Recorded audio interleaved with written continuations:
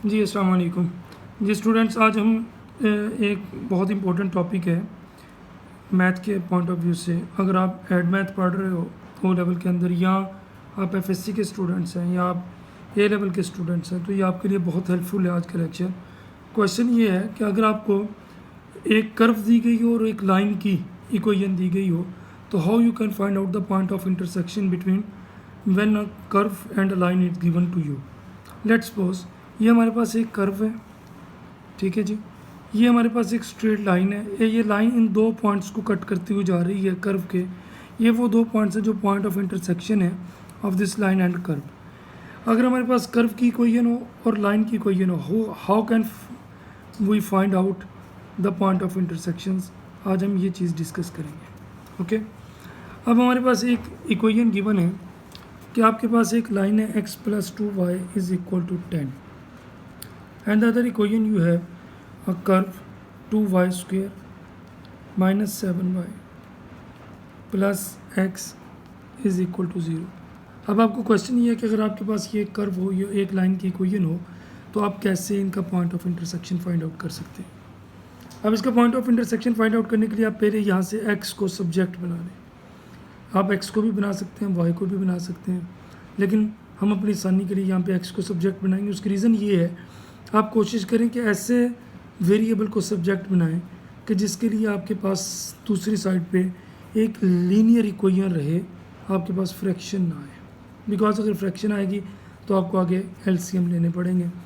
तो यहाँ पे हो जाएगा x is equal to 10 - 2y। अब ये x is equal to 10 - 2y को मैं अपनी क्वाड्रेटिक इक्वेशन के अंदर जो है वो पुट कर दूँगा। तो हमारे पास एक ऐसी इक्वेशन बन जाएगी जिसमें सिर्फ y होगा।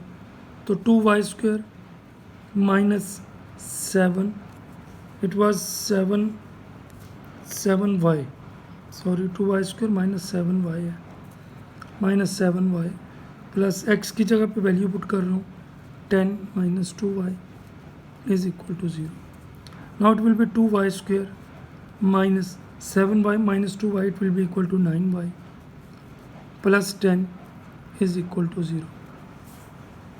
अब आपको पता है कि जब हमारे पास ये क्वाड्रेटिक इक्वेशन बन जाए तो हम पहले देखते हैं कि क्या इसकी मिडिल टर्म ब्रेक हो रही है। अगर मिडिल टर्म ब्रेक ना हो रही हो, then we can apply quadratic equation का जो फार्मूला है वो। अब मल्टीप्लाई करें तो 20 आना चाहिए, ऐड करें तो -9 आए, तो इसकी मिडिल टर्म ब्रेक हो रही है। 2y square minus 5y minus 4y plus 10 is equal to 0। Okay, यहाँ से आप y कॉमन ले लें तो अंदर आपके पास आ जाएगा 2y माइनस 5, माइनस यहाँ से 2 कॉमन ले लें, अंदर हो जाएगा 2y minus 5 is equal to 0। अब y minus 2 into 2y minus 5 will be equal to 0। अब y minus 2 is equal to 0 mean y will be equal to 2। एक आपके पास ये y की वैल्यू आ गई, और एक 2y minus 5 is equal to 0 mean 2y is equal to 5 and y will be equal to 5/2। अब आगे आसान, आपको समझ आ गई होगी बात। मैं y की वैल्यू को यहाँ पुट करूँगा तो मेरे पास x का एक कोऑर्डिनेट आ जाएगा, यानी मैं लिखता हूँ for y is equal to 2। So x will be equal to 10 minus 2y था, तो वहाँ पे मैं 2 पुट कर देता हूँ। So x will be equal to 10 minus 4 which is equal to 6। इसका मतलब एक हमारे पास पॉइंट ऑफ इंटरसेक्शन आ गया 6/2। और दूसरा पॉइंट ऑफ इंटरसेक्शन लेने के लिए for y is equal to 5/2 mean 2.5, x will be equal to 10 minus 2 into 2.5 which is equal to 5। So x will be equal to 10 minus 5, x is equal to 5 आ गया। Okay, तो second point of intersection आपके पास 5 वो 2.5 आ जाएगा।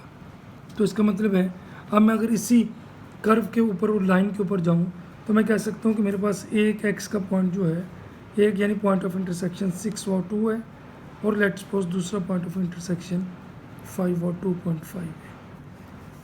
दस we can find out the point of intersection of a given quadratic equation of a given curve. Curve की जो equation होती है वो क्वाड्रेटिक इक्वेशन होती है। तो कर्व का और लाइन का जो पॉइंट ऑफ इंटरसेक्शन है, इस तरीके के साथ हम फाइंड आउट कर सकते हैं।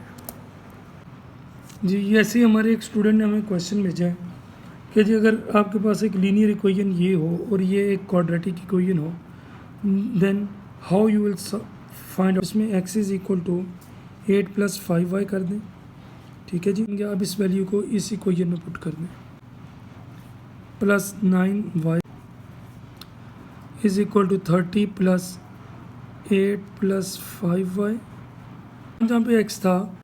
नाउ अब यहाँ पे a + b का होल स्क्वायर लग रहा है, तो a का स्क्वायर मीन 8 का स्क्वायर 64, 8 ज़ार 40, 40 टाइम्स 2 80, सो 80y, ये 2ab हो गया, प्लस 5y का square mean 25y square plus 3 8 ज़ार 24 plus 15y is equal to 30 plus 8y square को सारों को एक तरफ का हो गया 34 और ये माइनस 5y स्क्वायर, तो ये हो गया 29y स्क्वायर। देन ये 80 प्लस 15y 15 और 87 प्लस 87y, और कॉन्स्टेंट्स में क्या है 64 प्लस और minus 30 28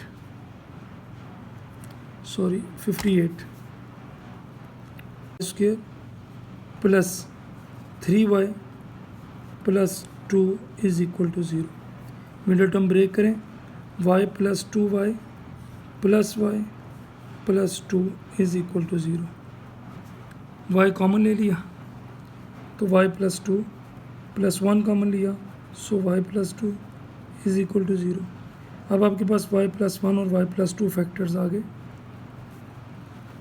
so y plus 1 is equal to 0 mean y will be equal to -1 and y plus 2 is equal to 0 mean y is equal to -2. Now put these y is equal to -1 over, you can find out the point of intersection between a line and a quadratic equation. Okay, I think आप clear हो गया होगा।